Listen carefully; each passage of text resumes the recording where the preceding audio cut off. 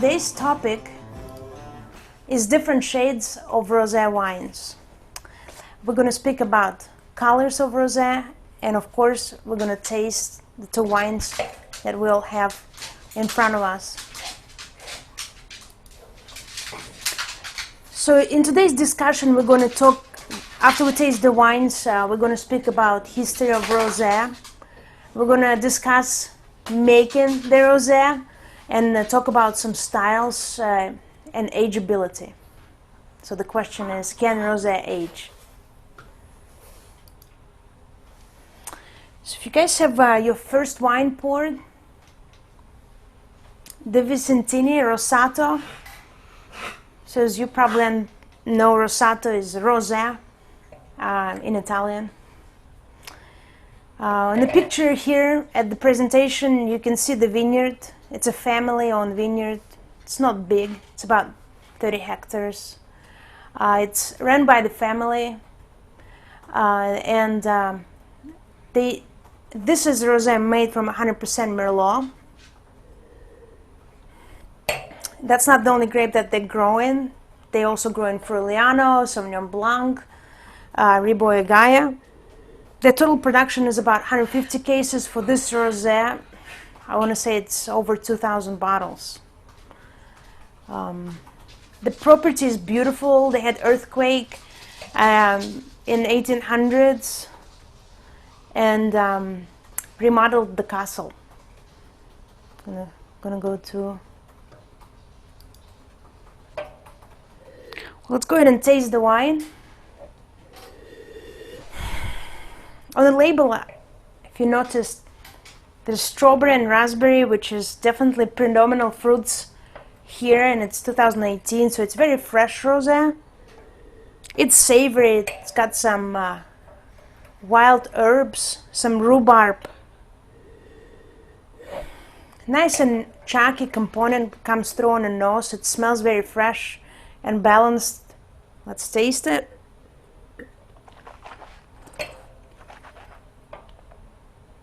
So first thing that I noticed is the texture. The texture is round. It comes across very balanced. It's tart and fresh, mineral. All the fruit confirms on the palate. The finish is long, it's lingering, it's driven by its brightness. And the reason why I mentioned texture first, as we talked last time, the wines were made organically, like this wine. They actually practice biodynamics on the vineyard. They always have this beautiful soft texture about them. We'll taste the next wine, which is also a beautiful wine, but it's made sustainably, and we're going to pay attention to the texture and try to see if there's a difference. I mean, if you have it poured, go ahead and taste it now, because we'll go back to the second wine. And just pay attention to the texture. So this wine is medium plus body, VISINTINI I'm talking about, which makes it, with its all bright and fresh components, wonderful versatile wine to pair with different foods. One of my favorite pairings with all the rosés, especially this meatier version, is barbecue. I think it cuts through the richness of the meat and the flavors of the sauce so nicely. But let's go back to the producer of this wine. So like I said, this wine is grown biodynamically. It's certified organic, so they don't use any chemicals. They don't use any manipulations at the winery either. It is 100% Merlot. They manually harvest the wine. It's wild yeast fermented. And it's made through soft pressing. We'll talk about what other ways the rosé can be made a little bit later, but just remember this is a soft press rosé. It spent 7 months maturing in a stainless steel, and it was stirred a couple of times, so it had skins remain. This winery, so they only made over 2,000 bottles, which is not a lot, so we'd like you to taste it here in Texas or some people in other places in the US. The vineyards are old. The average age is 35 years old, but they constantly slowly replanting. These guys are very innovative at the winery, which is, this is the estate on the picture. They actually use all the new equipment, but old techniques, if you would. So they combine innovation and tradition when making their wines. And so there's a little saying from the winemaker, you can all read it on the bottom of this. And here, so it's 30 hectares of the property, which I have a map of it. So they're located in a larger Friuli Venezia Giulia appellation. Corno di Rosato is where the winery located at, right here. This is obviously a wine map of Italy. So just to give you an idea where these guys are. So the DOC is Friuli Colli Orientali, which is a larger DOC, we just saw on a map. It changed its name in 2011. It's a very interesting area. It's got tons of different microclimates. It's located behind, or not behind, east to Slovenian border. So Colli means east hills. Go back to that map. Hold on. Okay. So this is Friuli Venezia Giulia. Here's Colli Orientali. You can see this orange is the Colli Orientali right here. And it borders to Austria and Slovenia here. And then here's the Adriatic Sea, which also tunnels through and brings nice cool air to the vineyards.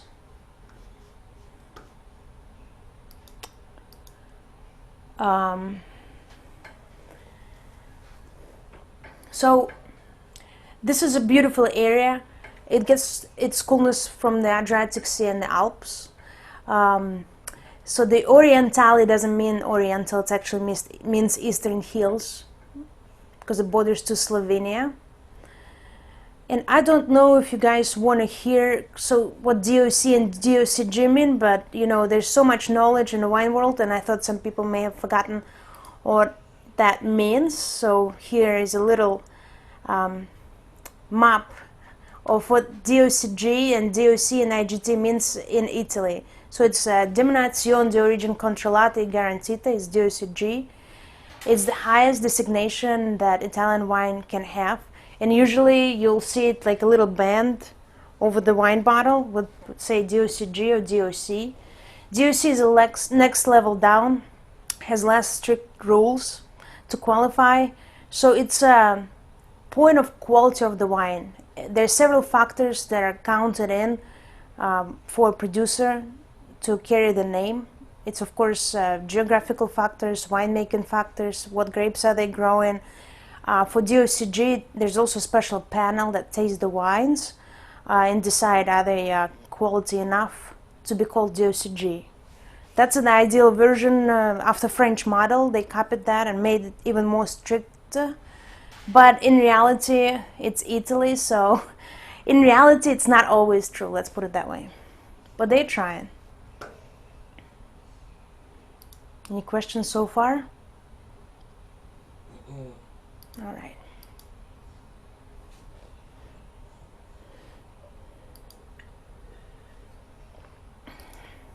So this is the first wine. You guys ready to move to the next wine? I am. Okay. So the next wine, and if you put it side by side, I don't know if you have two glasses or not, but I have two glasses, and if you don't, you can see in my glass, different color, drastically. So the main Terre de Mistral, Rosé Rosé. They're both 2018, so pretty fresh rosés.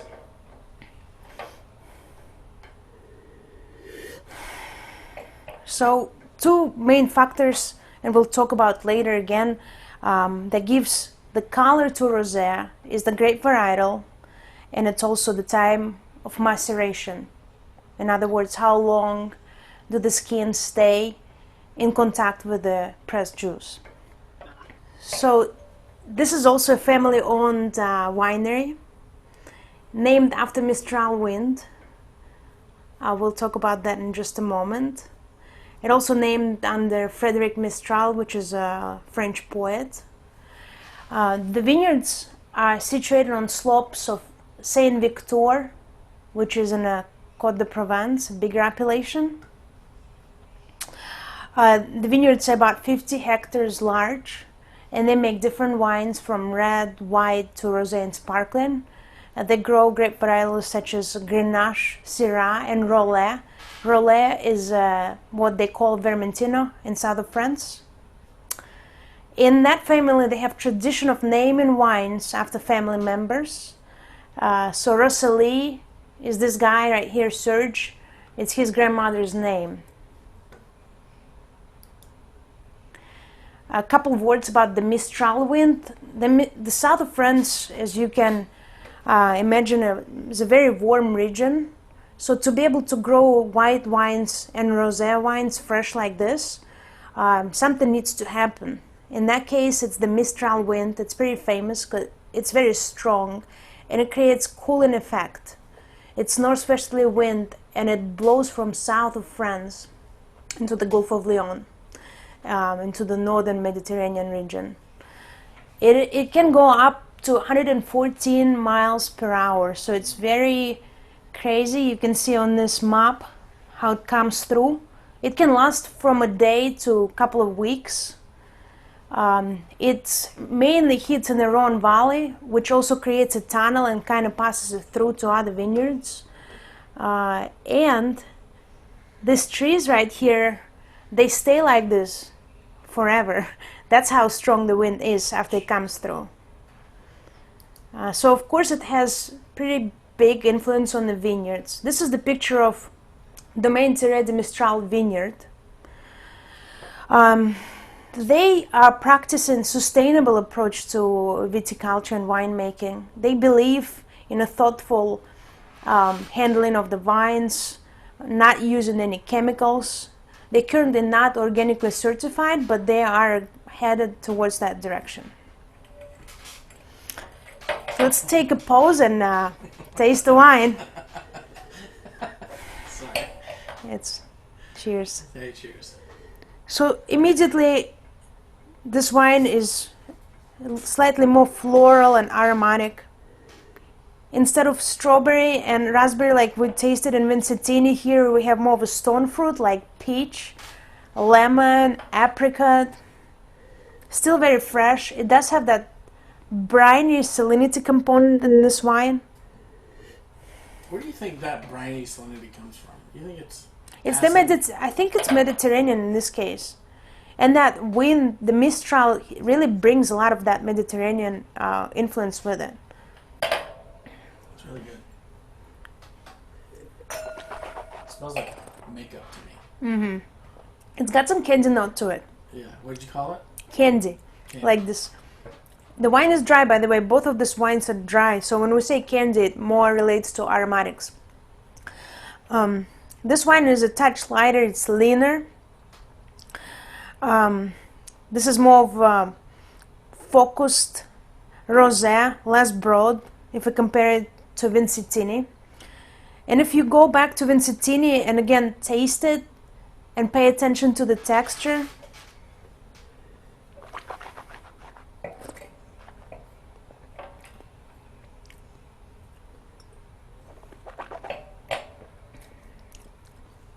Vincentini just is rounder, softer, and easy on your mouth, if you will. But the other wine is delicious. It's also mineral, it's tart, it's fresh. It's great with food. With this wine, I'm thinking more of seafood, oysters, salmon, fresh vegetables. Great summer wine. But Vincentini, I can drink on its own for Domaine Thierry de Mistral.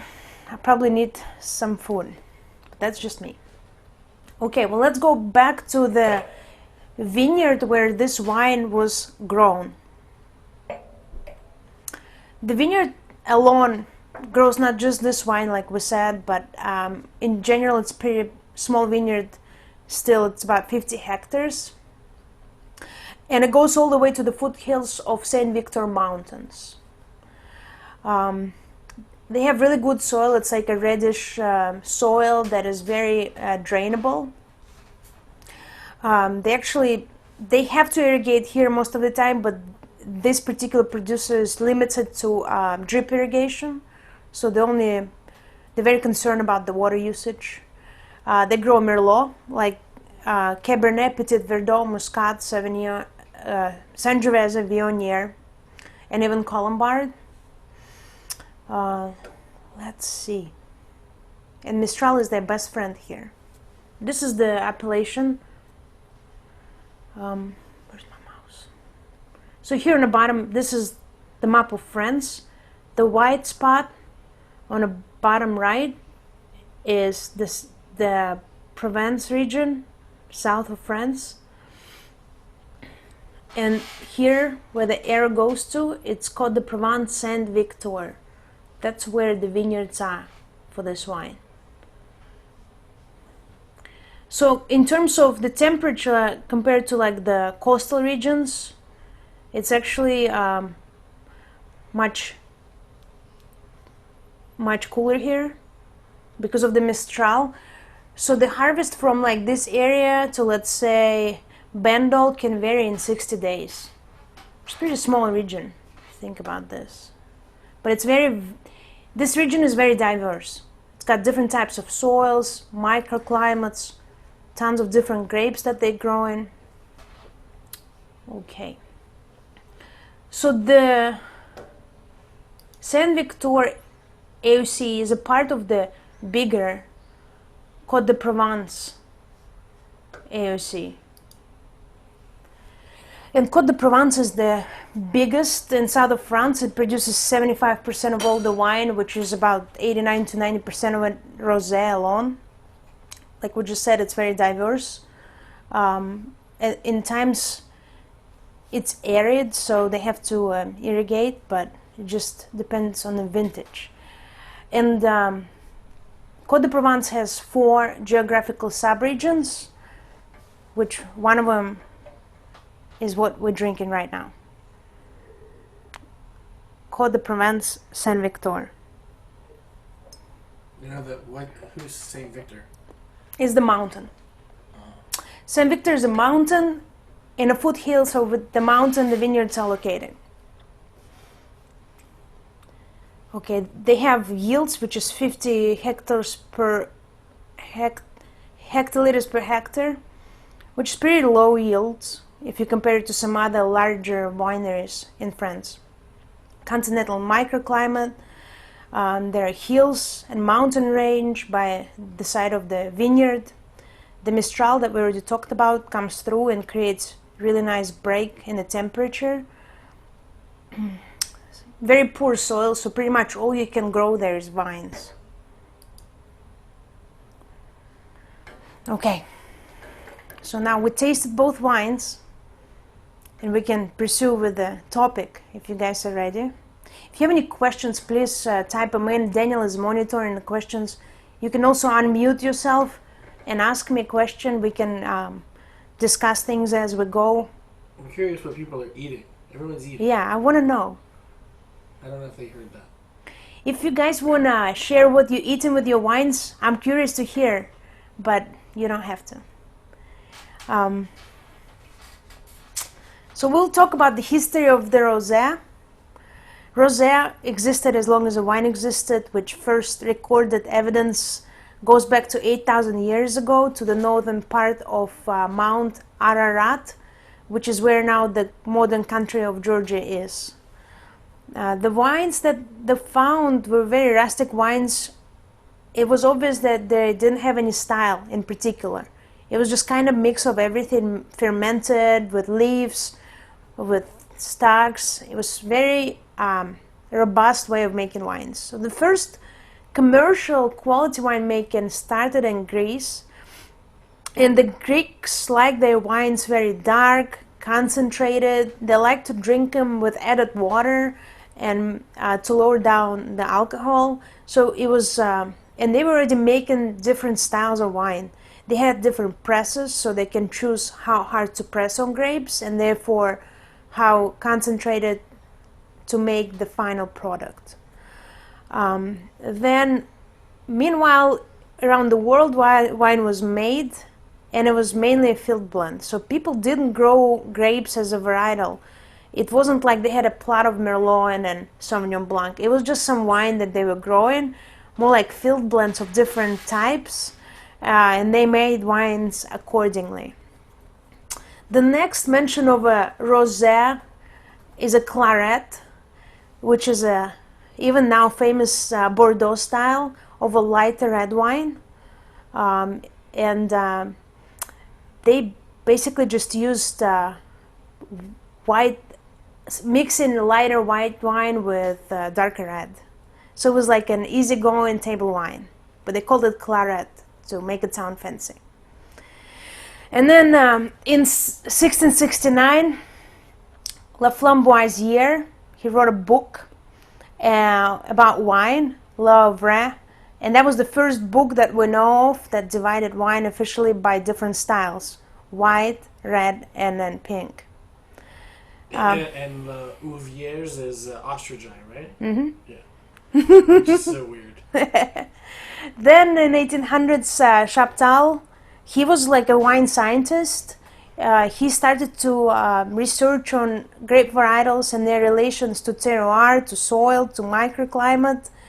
And he was finding out what soils are best for red wines and what for whites. And to make really rich red wines, that what he preferred to drink, he would bleed off some pink juice from the red wine grapes to have the remaining more concentrated wine as an outcome. And that bled off pink juice was just given away to locals to drink. He didn't consider it to be serious. Okay, can you see it? It Yeah, I can kind of went up, but making your weird. So at the beginning of the 20th century, rosé is becoming a style. People actually starting to recognize and drink it. In France, a blend between red and white wine called vin de café, because people enjoy drinking in a cafe. Sometimes you just want a glass of wine and you don't want a red or white. Rosé sounds perfect. It's refreshing. It's got more body than your average white wine, so it was very popular. In America, in the beginning of the 20th century, rosé is becoming popular in the style of Tavel rosé or darker rosé, and a lot of Grenache-based California rosé started to fill the market. Lancer and Mateus, two producers that we can still buy in, I guess, Total Wine and big wine markets, were hitting the American market hard then too, with their inexpensive, gulpable rosés. In 1950, Rosé d'Anjou, becoming in style.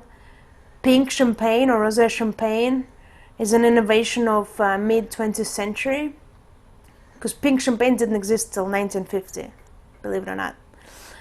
And in 1960 through 1990, producers and big wine companies realized that is a new style that people like to drink.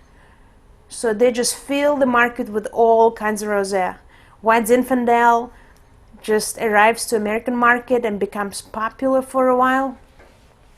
And it creates a mess for the consumer, because people who like dry wine suddenly don't like White Zinfandel rosé because they're sweet.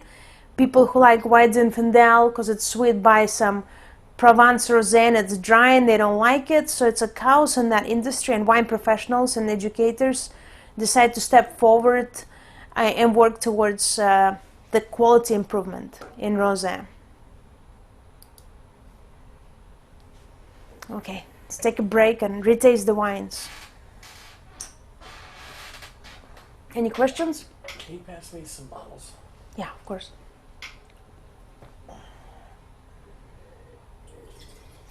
Daniel is thirsty. His glass is empty. Yeah. I'm talking too much.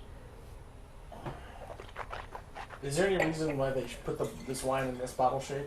Any idea? I think this bottle refers to, like, to me it looks like a perfume flute or something. It's floral, it's aromatic. It reminds me of a compass. Yeah, it's on the logo. Yeah. Maybe that's why. But is that a unique bottle for rosé from Provence, or is that just producer? They like to have like different bottles in Provence. That's not unusual. Yeah, the fish and. Mm-hmm. And all of us, once in our lifetime, had Provence rosé, even if we didn't know it, because they make a lot of different wines. So, and here we come to the making of a rosé wine. It's an important question because when we look at these two wines, they're obviously very different in color, and there are many, many variations in between. So a lot of people think that even still now rosé is made by blending white and red grapes, and luckily it's not the case anymore.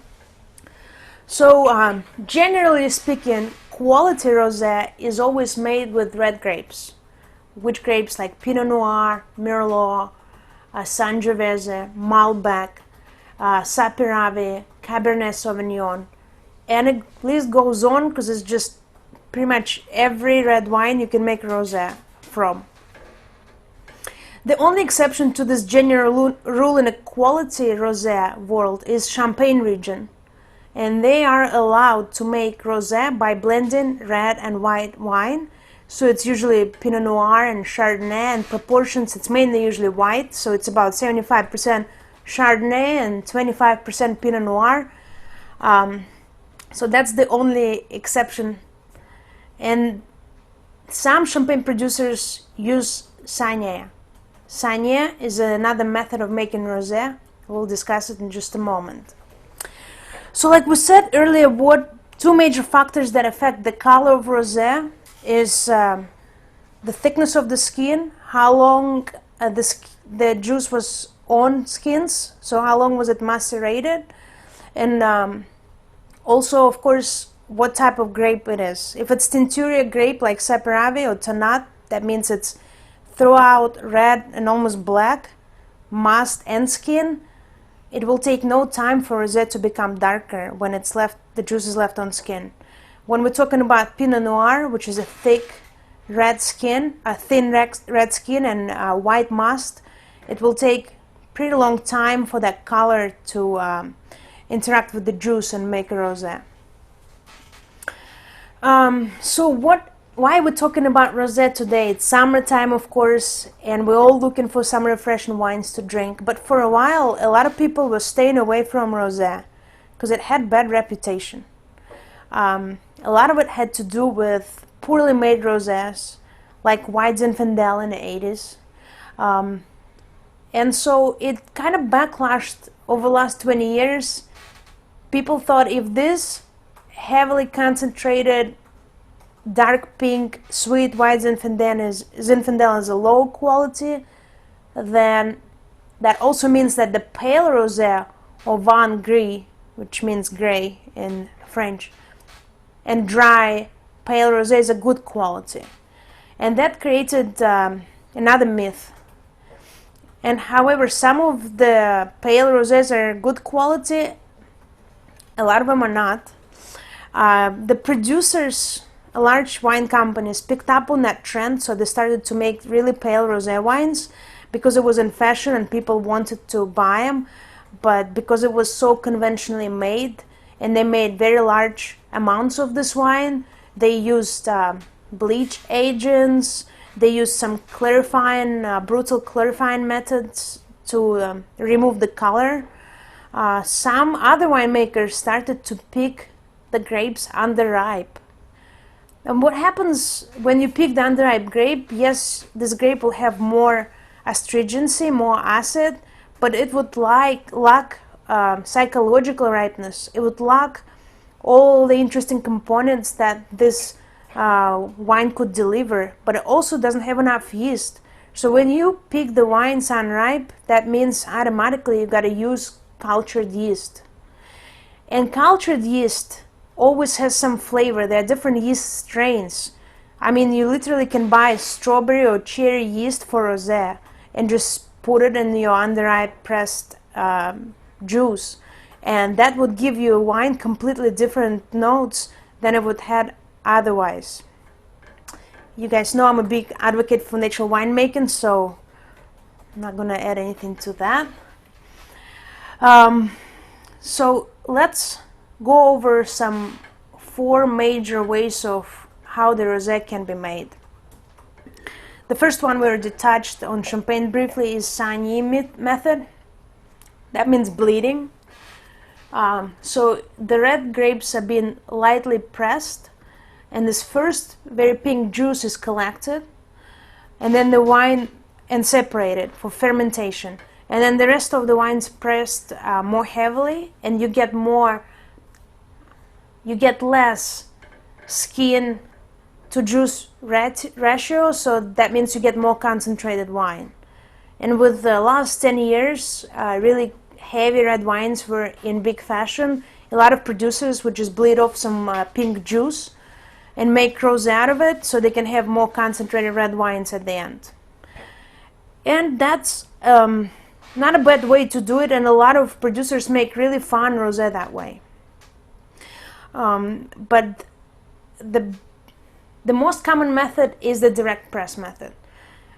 When people use direct press and they make rosé only, that means they focused on the outcome completely, so they just want not byproduct of the red wine making, they want this wonderful rosé, and they're going to press very lightly the red grapes because they don't want these tannins to be extracted from the skins, but they will get all the nice flavors and make it color like this. So the VISINTINI is a good example of the direct press method. It's Merlot, so it's pretty thick skin grape. Okay, and then another method we also talked about it is blending. It still exists, so if you're looking at the $4 rosé in a supermarket, most likely it was made by blending. Red wine, white wine, already fermented, but it's pretty uncommon.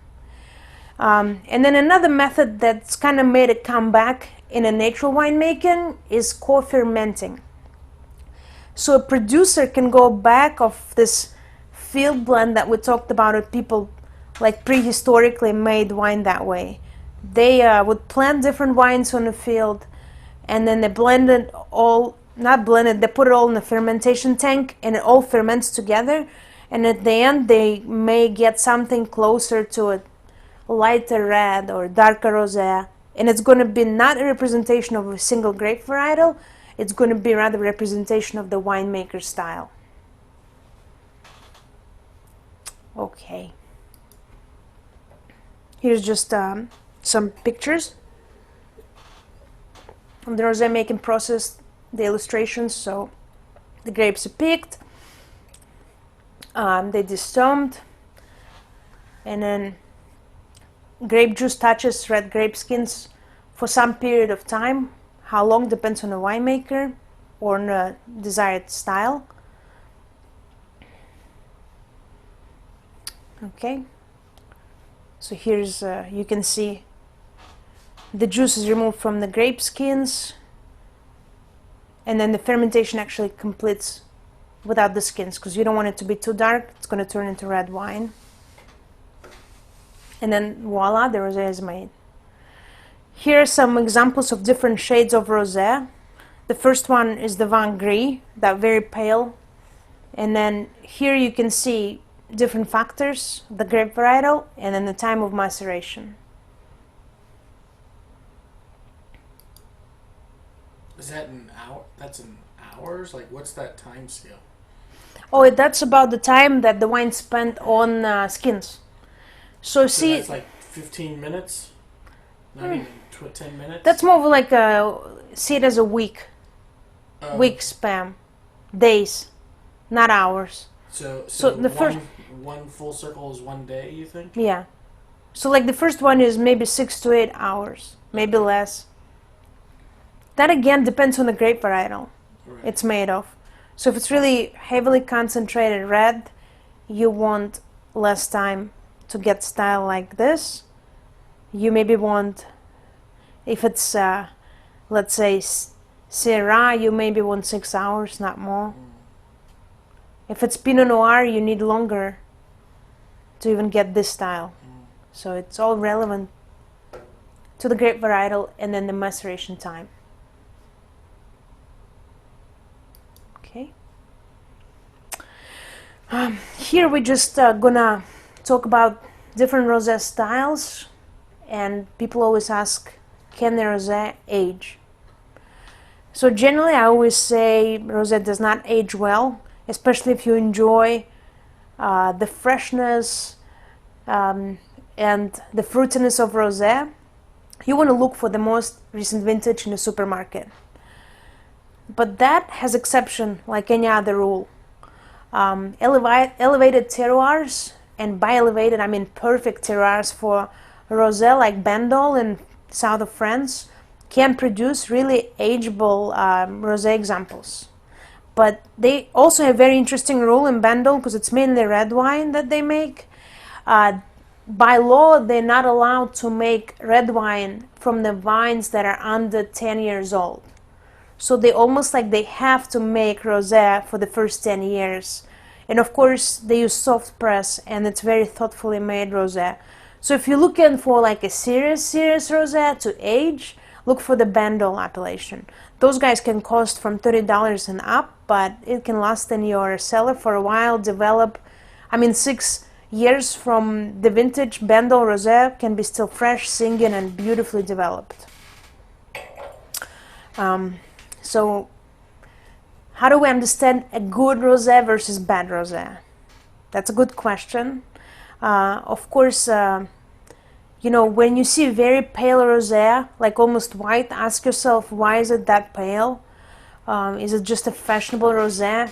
And maybe in that case, might as well just drink white wine that you know is a good quality. Because now the trend from in the natural winemaking, at least, is more of a rosé of this color or something in between, like not lighter than this. Because a good winemaker would always want to capture some of the qualities of the grape varietal, of the vintage. They're not gonna remove the color just to make it a certain style. Know your producer, of course, and ask Daniel or me if you're not sure. Buy the wine from the people you trust. A bad rosé example we probably all had at some point is Miraval, Angelina Jolie and Brad Pitt. You know, it's very fashionable. At some point it was poured in every wine bar in Austin and across the US, and not so cheap either. But you know, this rosé is like, it's like McDonald's of rosé. I mean, if you're gonna have a big mug now and again, it's okay, but if you're gonna have it every day in the summertime, at the end of that summer, it's not gonna be good. Same as for Miraval. They use some they use commercial yeast. They buy lots of grapes from different growers and stuff like this. It's just, it's like a soup, it's like a fast food of rosé. And my advice, don't be afraid of darker rosés like this, because a lot of times, most of the time, if they're quality made, they're going to be dry and they're going to impact more savory flavor and just more complexity than a very lean, sterile rosé that would be like pale. So at this point, because we kind of went through it pretty fast, I want to hear what you guys think about the wines. What did you eat with the wines? How did they go with your food? Do you have any questions? There's some amazing pairings happening. And maybe you can comment. And while we're talking, here's a little thing that you can see of, generally speaking, what grape varietals, what color they give in a final rosé. That's a great chart. So Don and Lisa are lobster bisque and stuffed clam. Nice. Like, amazing. Jealous stuffed clam. A clam. Wow. Stuffed clams. Beautiful, great pairing. I think it'd be really good with Damentera de Mistral. Unless it's a long neck clam, and then you can keep it. And then we have 11-hour smoked beef rib. Beautiful. And then we have pizza. Nice. Pizza is always good cheese with and rosé. charcuterie. Mm-hmm. Nice. So cheese. like, talk about the beef pairing. Like, what's your smoked beef rib? Like, what do you think about that? So I think any kind of rib would usually impact a good amount of fat, which is delicious. I love fat. And for that, rosé is great. It will add the fruitiness from the red grape, but also the mineral, the leanness, that brightness from the white aspect in rosé, if we can say that, because it is in the middle. I love pairing rosés, especially in the summer, with meat. And if you having a cookout and if you're eating outdoors, red wine can be overwhelming, especially in Texas right now. It's pretty hot and humid, so to have a refreshing sip of rosé that kind of reminds you of red but keeps all the fresh components of white, it's a wonderful, luxurious opportunity, I think. Anyone have questions? Dried garlic, peas, and we didn't prepare. Dried garlic peas. I don't know what that means. Dried garlic, peas? Yeah. Who's that? Is that crunchy? Rochelle? Rochelle? So I have a question. Yes. So the color chart that you have up, I assume you meant it to show what different varietals would make into, what color they would make into rosé. Does that assume that you're holding constant the amount of time for maceration on grape skins with all these different varietals? Mm-hmm. Great question. So this is of course a very general chart, but also it reflects on what you see in the market today. So if it's a Zinfandel rosé, most likely it's going to be similar to the color on the chart. There are of course deviation from this because again it depends on a maceration length. So it means how long did the winemaker held the juice on skins. Right. But there are some standards that are like across the board you can find, and that's what this chart reflects. So I'm ready for my orange colored Mourvedre wherever I can find it. You're going to pay $50 for it. Yeah. Okay, well, I mean, I only have to buy one bottle. And it's interesting that you just said orange wines, which is, I prefer to say amber wines, because it's orange is a misleading term in my opinion. Some people think it's made from oranges. But when we say amber wine, it's this new old style of the wines that now can be found, and some people also relate them to rosé category, which I think they kind of on their own because they're not as fresh. They are more of a oxidized style, which is a style for them because the way they usually made in like porcelain or clay, amphoras or qvevris. Oh, wow. And they purposely made to feel oxidized, sort of like if you ever had sherry, that type of not dry fruit. But I guess you can also tie them up to rosé category, even though they're amber, more of an orange color. And next time we're gonna talk about wines of Georgia, and we're gonna taste an amber wine. So if you guys participate in the next class, it's gonna be fun because we can combine all that we talked about. So we're gonna taste organic wine that is amber wine, and it's from the country of Georgia. So like it's gonna be really cool. Your mind will explode. Yes. Can you talk a little bit about just the market of rosé? Like it's exploded in the last five or so years, 10 years. Yeah, it's like yeah. Today? So when I was a wine buyer at Perla's, it's a seafood restaurant in Austin, and we sold a lot of wine. Average, we sold about $1 million in wine a year, which is a lot for one restaurant. And our top selling wine was sparkling rosé. Like we sold out of this 1 million, 30% was that sparkling rosé. That's all people wanted to drink. And then the next one was just still rosé. It maybe explains by the setup, but Porto's had a big patio, it serves seafood. But we offered a lot of red wines and white wines, and in Texas people love their red wine. But just generally speaking, rosé had become really popular category because it's a social wine. It's a great way to start the party, kind of sets the mood.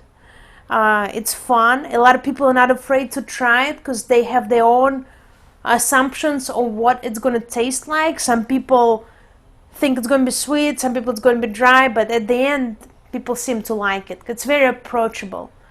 But that being said, again, I cannot speak about the various quality of rosé, which has gotten better over the last 5 years, but it also became mass-produced.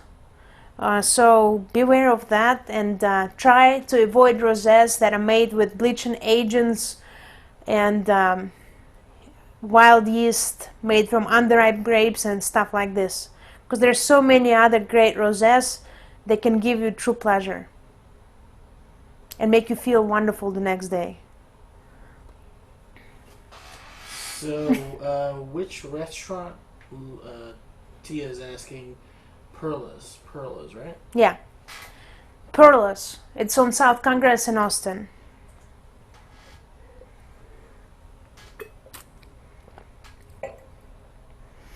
And just don't be afraid to experiment at the same time. When I say beware, doesn't mean, stop drinking rosé. There are plenty of wonderful rosés. Both of the wines you're drinking today are sustainably and then biodynamically made. If you have any of them left tomorrow, taste them. They're going to be delicious. They're going to change slightly, but they're going to be tasty, unlike some conventional wines that turn to vinegar the next day. Nina's asking, so the Charles Shaw rosé is likely blended? It's likely blended.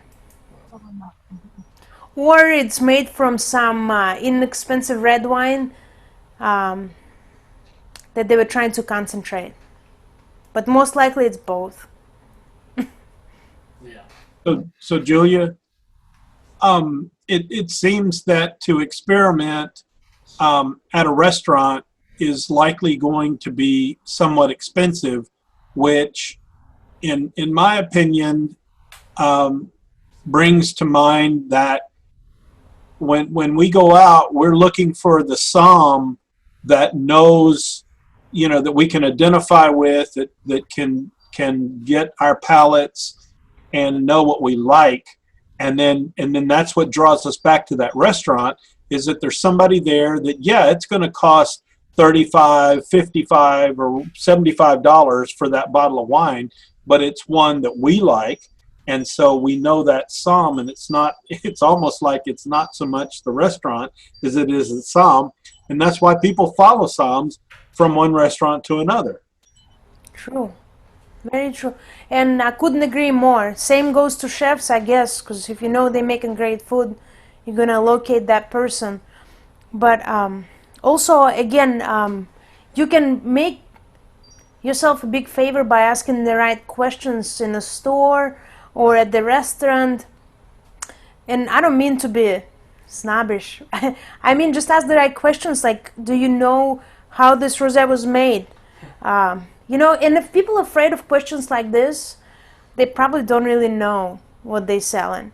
Because every sommelier should research how the wine was made, at least at the winery.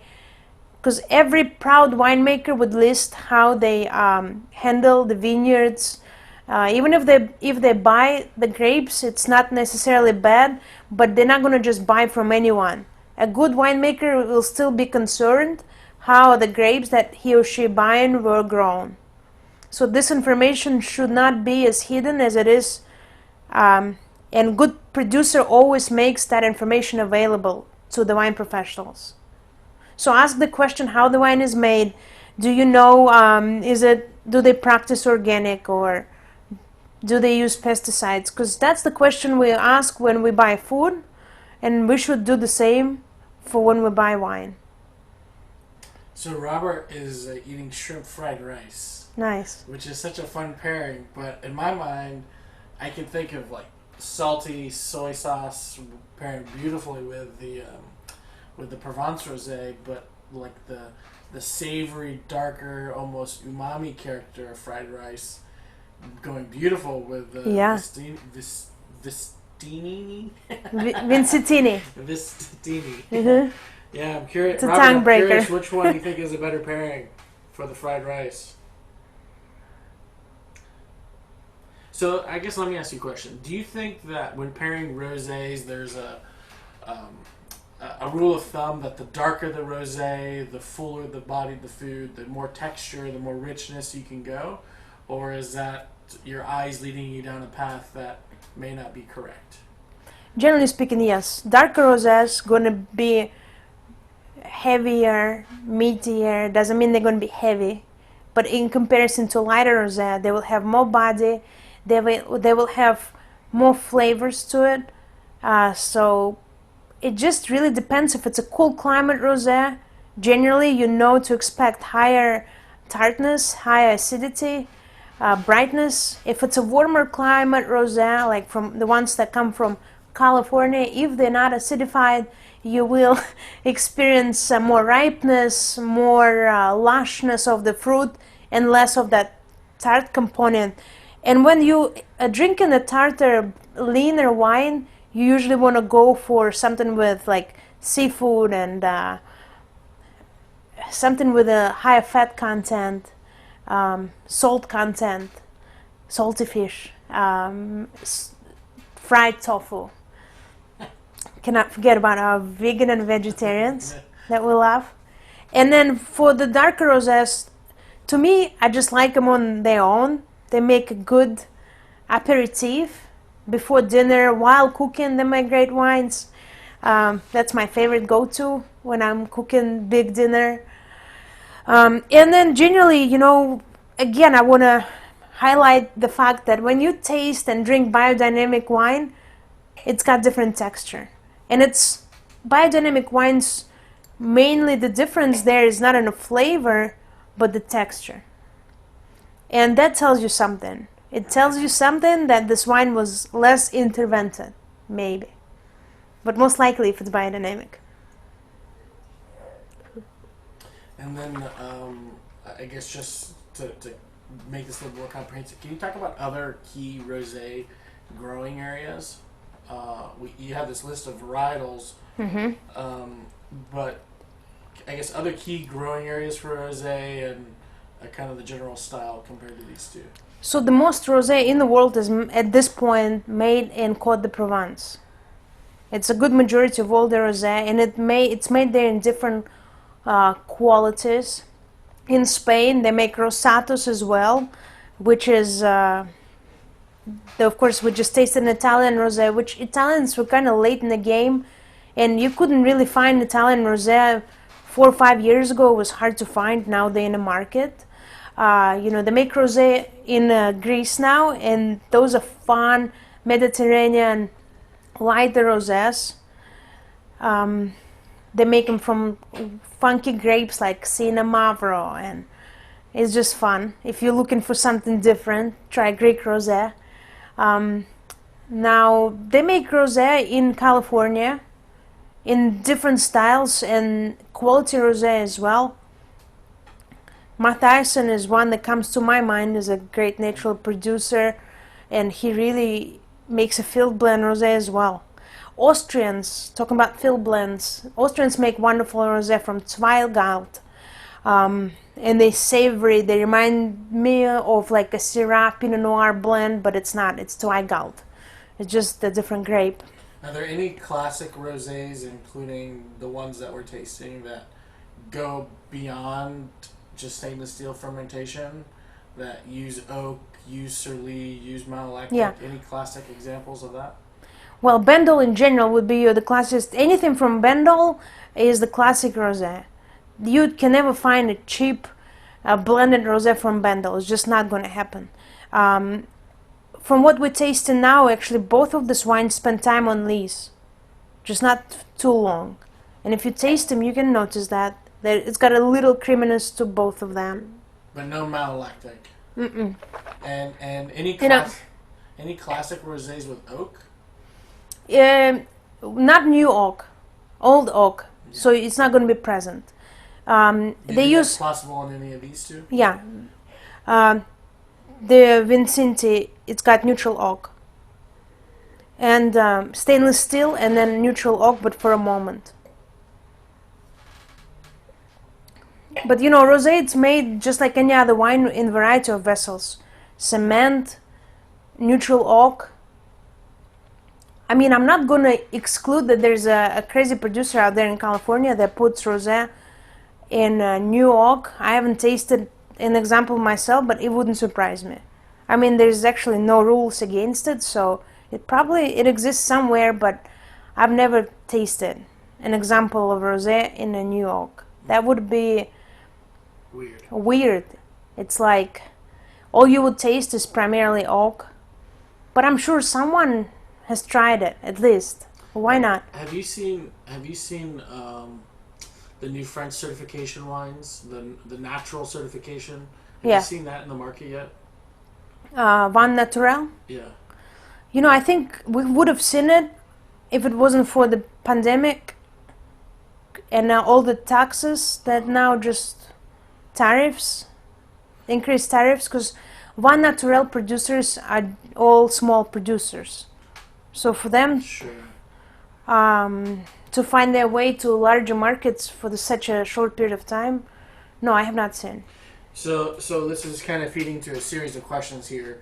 They're asking, okay, is there any way on a label to learn or to find out if the wine is biodynamic or organic or natural without having to do research on the producer of the wine? Does the label, do they have to say something on the label by law? No. So even the producers who choose to certify organically, biodynamically, have a right to not to include it on the label. Most of them do, because certification requires time, effort, money, following up the rules.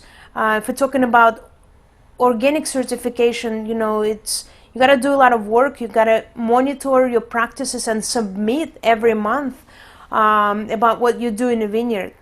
There are different certifying bodies for organic, so they all have slightly different requirements. But generally speaking, it requires extra work for the winemaker. So if you do get certified, most of them will put on a label. Again, we talked in the last seminar about the difference between organic certified wine and wine made from organic grapes. There's also difference, because to have wine made with organic grapes on your label, you have to certify the vineyard only and its practices, but the winery, you can still add things to your wine that are not organic. Again, to be called organic, you cannot use any non-organic additives at the vineyard and in the winery, but you can use organic stuff still. To be called biodynamic, there's no low intervention, right? Your vineyard is its exclusive ecosystem, which relies on itself. So you fertilize your land by having walking animals. You fight with pests by bringing owls. You bring bees to just create a better environment for pollination in your vines, and so forth. That's biodynamic. You follow the moon calendar and tides, and so when you certify biodynamic, which is unlike organic, biodynamic is only certified at this point by one large body called Demeter. There's Demeter EU and Demeter USA. And to certify biodynamic, you got to be 3 years organically certified, and then more. You know, you got to implement more things. You cannot use anything in the vineyard that you brought from outside. And so if pretty much you buy a biodynamic wine, there's a good chance that you're buying natural wine. Natural wine is the organic and biodynamic wine made naturally. Means nothing is added and nothing is taken away. That's like the purest form of wine you can ever find. And that's what Daniel asked about this new appellation in France in October 2019, Vin Naturel. France, as progressive as it is, first legalized natural wine on a label. and we are hoping that other countries will follow soon. Beautiful. Can you explain the difference between blush and rosé? Yeah, blush is a rosé. It's just it's a slang, and it's a term that existed from the 80s, and I think, you know, blush is when the girl's cheek turn pink, right? You're blushing, so it's a beautiful way to call rosé wine. But when a rosé drinker says, "I want to blush," It they're gonna usually refer to lower quality rosé, I would think. and also something sweeter, right? Yeah, because I would think, you know, if you drink serious rosé, you wouldn't call it blush. Right. But I don't want to discriminate against anything. Like I said, it's that one grape pale rosés that are in such a still big fashion now. I think it's like it's a Hitler of rosé world. There are other styles, and we should be trying them. Okay, so you did summarize biodynamic. You talked about organic farming versus organic grapes, and then briefly recap sustainable again.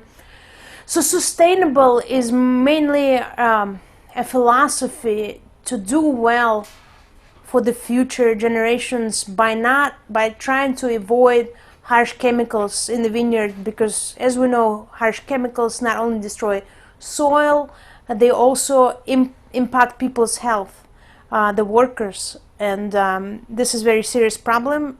There's been many cases where people got sick from working in a vineyard. So when a sustainable producer wants to make it right for the environment and the people, that means they're not going to exclude chemicals altogether, but they're going to do their best to not to use them.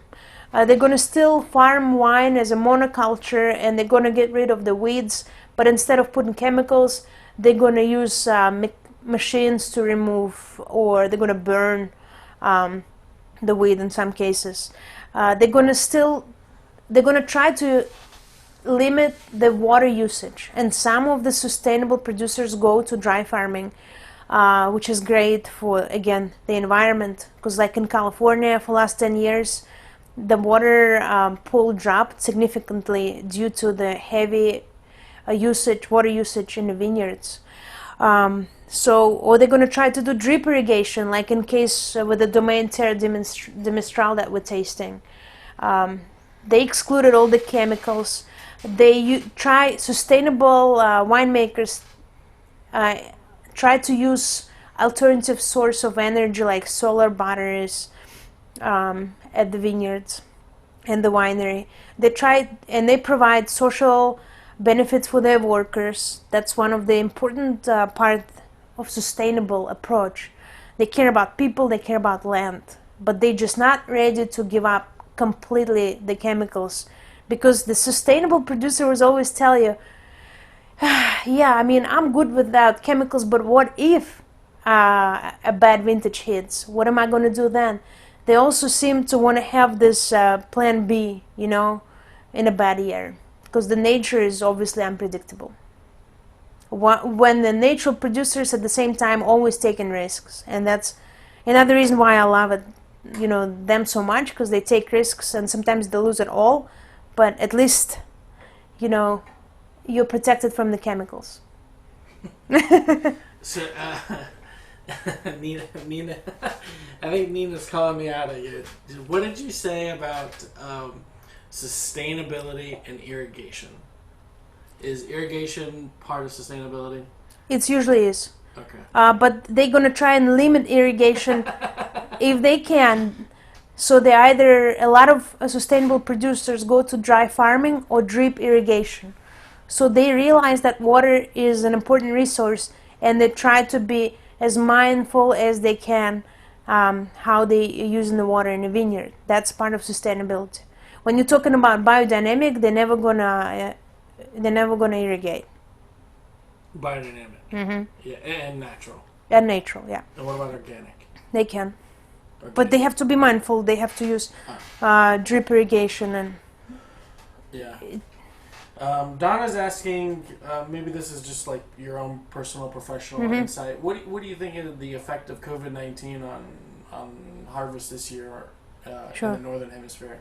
But one thing I want to add about irrigation, and I want to just emphasize why irrigation is important in wine growing. First of all, to make quality grapes, you want to have deeply in-rooted vine bush. And the roots of the vine have to go down. And if you irrigate a lot, the roots will go like and spread like a spider web around the surface. Well, for vine roots to go down, they gotta look for water, and usually water is naturally located somewhere deeper in the soil. And when the vine roots are going down and through all this, different layers of the soil, they actually enhance some of the mineral components that arguably we taste in a wine. So it's very important for the vine to have very healthy, deep root system. And, if you irrigate and baby your wine, they say good wine has to suffer, like a good person has to go through some difficult times. If you baby your wine too much, then you just have the wine that's not going to last for very long and not going to produce very high quality grape. Okay, that's it. Next, I'm going to answer the question about the COVID-19. I think none of us still know like what it is and how it's really going to impact. We will know only in a couple of years, but it had a big impact on everyone in the wine industry, from importers that simply cannot buy new wines because there are new vintages out there in Europe and they got to taste them to buy, to commit, and they just simply can't even go there. And not everyone is able to buy blind wines. There were some stock shipments. Daniel was just saying today there's less and less wine in US that is imported, and also the European tariffs for imported wines just going up. That's a big effect for all of us. We're going to be paying more for the wines, and people are going to be buying less wine, and unfortunately it's going to affect everyone. The hospitality industry, that most of the restaurants remained closed, and some of them still are. A lot of wine was sold through the restaurants. Yeah. And some commitments were broken. I mean, as far as in the vineyards, it's hard to tell because it just depends. I don't have the statistic, but I would imagine that some vineyards got affected and their members being sick and being affected by the quarantine. I mean, I don't think there's an industry in food and wine that didn't get affected. Maybe grocery stores. Yeah, retail did fine. Yeah, retail. Yeah. So it's... Yeah, the work of the labor force, there's no, if you have no market for your product, how do you harvest grapes? But again, I think the saving grace for the wine industry is it's outside of rosé, which is a next year product.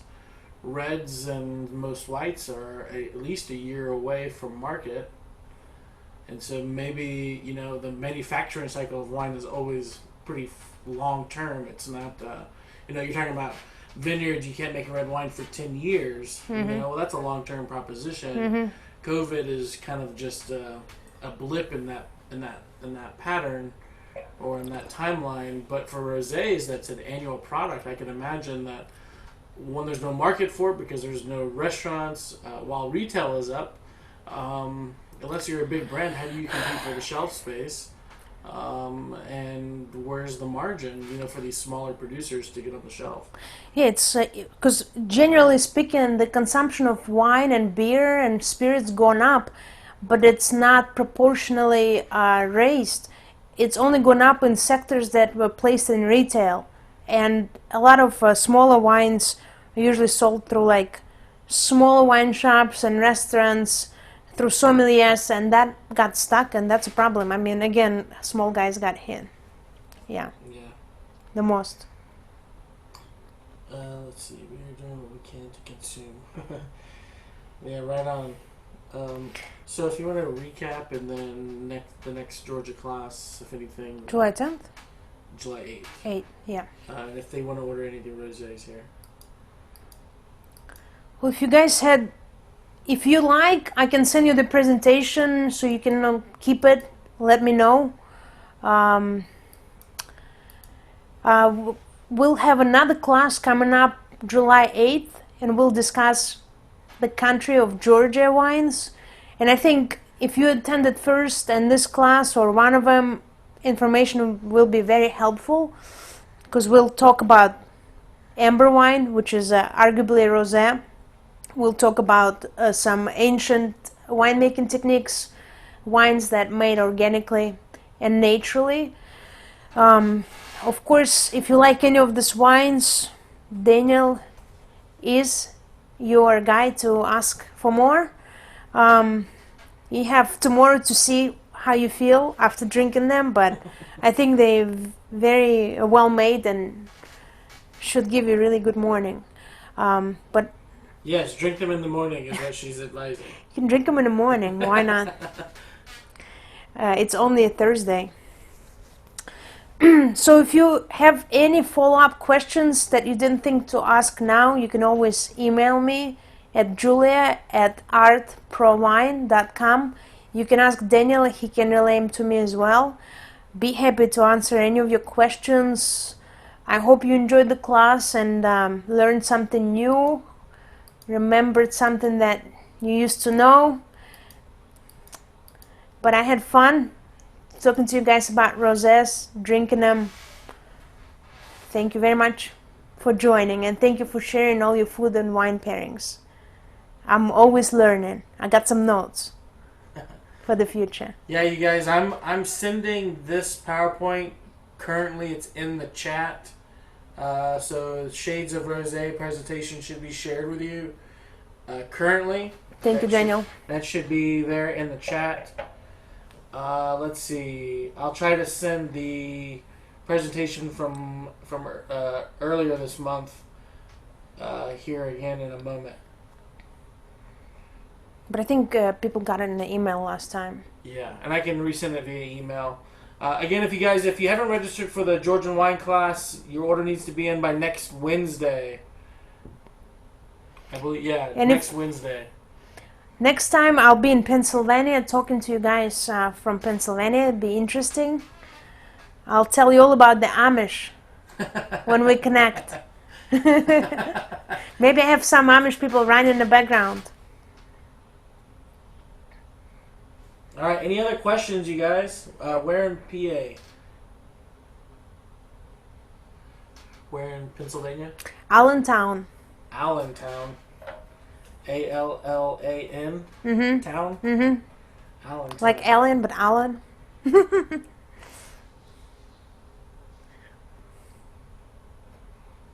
Texas. Oh, okay.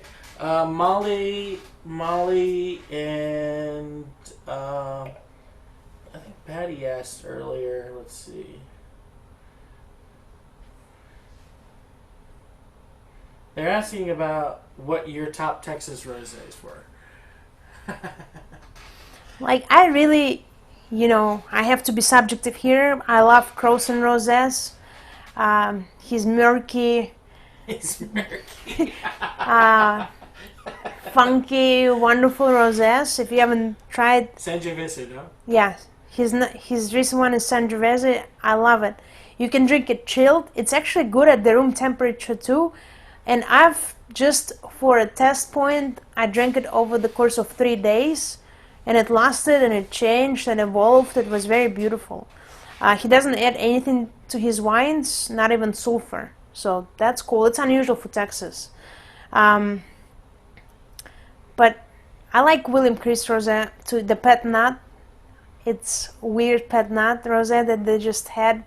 In the previous years, you would lose half of a bottle when you open it, but now they seem to have it under control, and I like it. So here's two of my favorites. Yeah, beautiful. Yeah, Texas rosés, man. We could spend a whole afternoon drinking them. Yeah, some of them 15% alcohol. Yeah. So you gotta hold on till you see it. What do you think about that? 15% alcohol rosé, like, don't go near it. Like, no, but have the right food paired with it.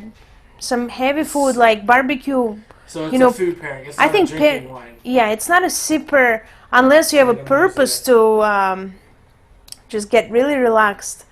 I think 15% rosé should be consumed as a red wine, as a heavy red wine in terms of the amount and in terms of food pairing. Yeah. Because most likely that wine has a good bit of sugar in it too, to match the alcohol. That's a good question we didn't discuss, the sugar in a rosé. Lower alcohol rosé that are dry usually are your driest ones. They come from cooler climates, they have less sugar to begin with, and then the high alcohol hot rosés would most likely have some residual sugar in it that you just cannot taste because other things are balanced with it.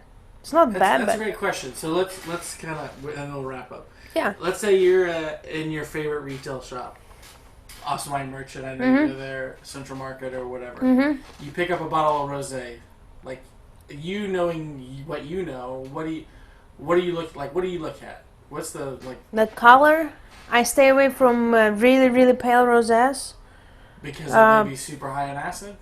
because it's probably they either underripe grapes.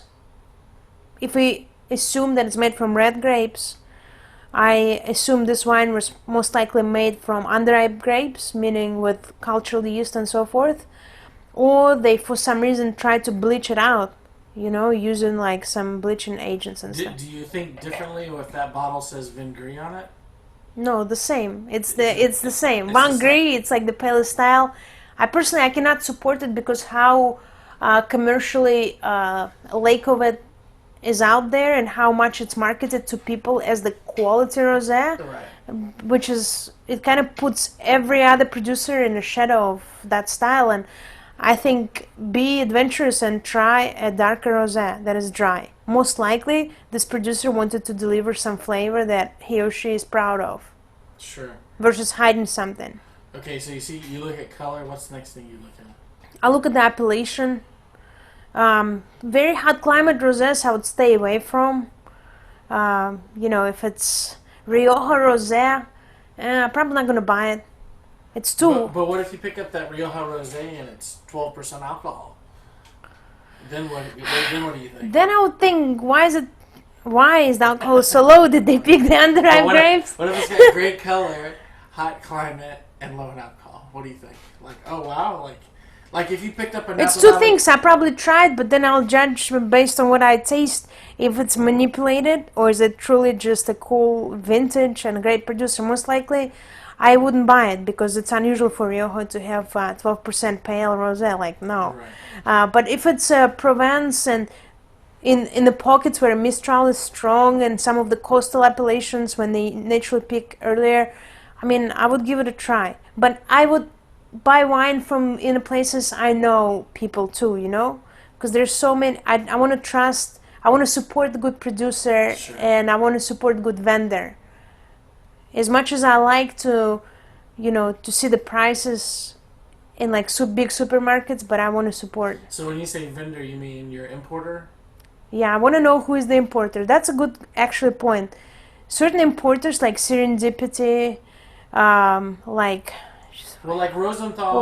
Rosenthal. The entire back label is the importer. Like with Serendipity, it's like one little line. Yeah, but you can still see it here. Okay. It's small. David Mayfield is a local importer in Austin who is completely 100% natural, biodynamic, organic wine portfolio. Yeah. He didn't start out like this, but now he is. There are some imports in California called Bliss Imports. Their portfolio is all natural, biodynamic, organic.